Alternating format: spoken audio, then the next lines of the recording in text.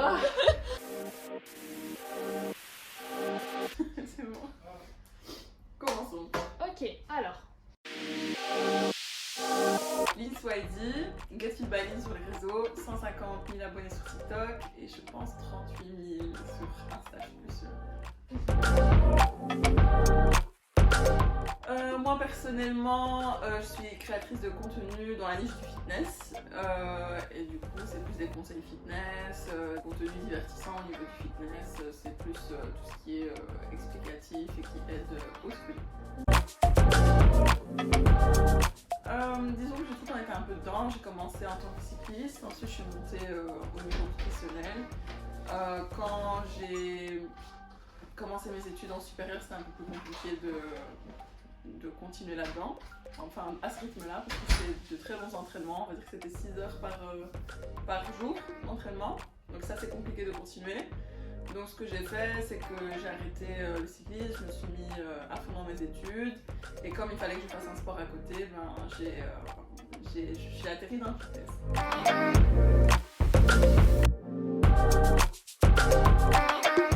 Ben, disons que n'importe quelle discipline, après moi je suis plus dans le fitness et la musculation, le fait de rester discipliné c'est un peu compliqué, donc à part que c'est un travail physique, c'est aussi un travail mental.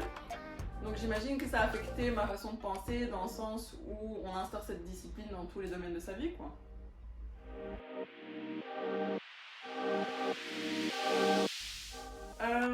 Je dirais d'essayer d'instaurer cette habitude. Je pense que l'habitude ça prend 90 jours à se créer. Enfin, ça commence à être une habitude, ça commence à être normal pour toi et je pense que c'est le plus difficile quand on veut commencer une activité sportive. Et du coup, je dirais que ce serait d'abord de prendre l'habitude d'aller à la salle, même si on ne sait pas ce qu'on fait, on ne sait pas ce qu'on doit manger, au début on fait un peu n'importe quoi, ben de garder ce truc de y aller quand même si on doit faire n'importe quoi, c'est pas grave, vraiment juste créer cette habitude et essayer d'apprécier, de faire un sport qu'on aime, même si c'est pas la musculation, faire un truc qu'on peut tenir au long terme. Et ça, de même pour la nourriture, essayer de trouver des repas qui nous plaisent, comme ça au long terme on peut tenir.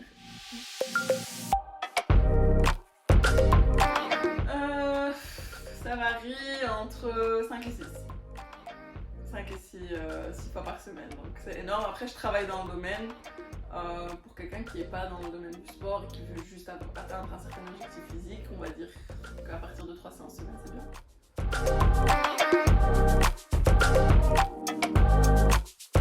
Avant de commencer dans le fitness, j'avais essayé tout plein de régimes parce que je sais pas ce qui m'avait pris à l'époque. Je pensais que j'étais grosse alors que pas du tout. Je pesais 10 kilos de moins que maintenant.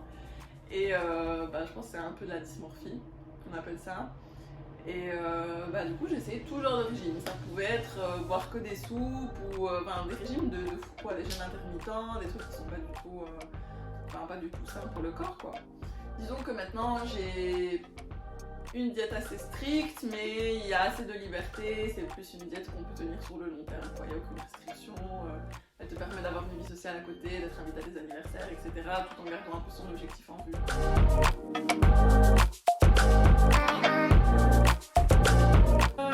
Pour les vacances, oui, j'ai jamais calculé pendant les vacances, ça c'est sûr et certain. Après ça dépend si c'est des vacances de travail ou vraiment des vacances, quand c'est des vacances je calcule pas.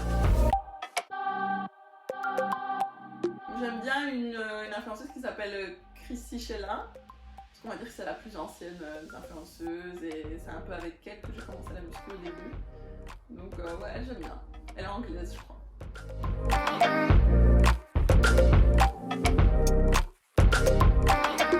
Ben justement, t'as pas à te démarquer vu qu'il n'y a pas vraiment de concurrence dans tout ce qui est féminin. Donc ça te laisse justement cette niche qui est assez libre, surtout en Belgique. Il n'y a pas beaucoup de filles qui font ça.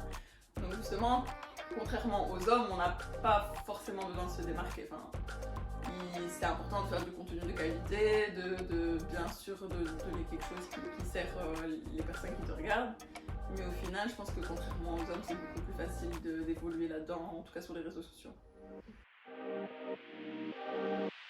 Là, là, je suis plus sur de la danse. Genre, c'est vraiment contradictoire parce que je voulais quelque chose de plus féminin, vu que la musculation c'est quelque chose qui est assez masculin et qu'on est entouré un peu. Enfin, c'est une énergie qui est assez masculine. Donc, j'ai commencé la danse. C'est une danse qui s'appelle Hill, c'est une danse en talons, justement. Donc, c'est une danse qui est super féminine, super chouette, qui travaille sur la confiance en soi. Donc, en ce moment-là, je combine les deux, c'est chouette. Au niveau de la muscu? Ouais. C'est difficile, hein? Je dirais, il y en a plein. Je dirais les squats, j'aime bien. Les squats, j'aime bien parce que ça reste tout le temps difficile, tu peux tout le temps évoluer et je trouve que je suis assez douée. Donc, les squats.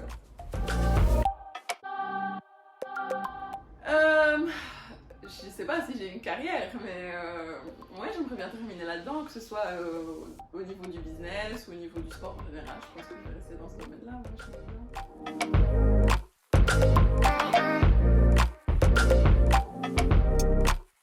Ouais, déjà là, je travaille sur une appli qui est là pour faire tout ce qui est coaching à distance, programme en ligne, programme nutritionnel. Donc je vais commencer par là et après on verra vers quoi ça débouche. Pour le moment là? Oui. Oui, largement. Bah en fait je vis ça là-bas. Vu que je suis encore étudiante, bah, ça fait mes études, ça fait mon loyer, ça fait mes vacances. Donc voilà, c'est assez chouette. Voilà, c'est la fin. Merci beaucoup d'avoir écrit. Et merci beaucoup d'avoir participé.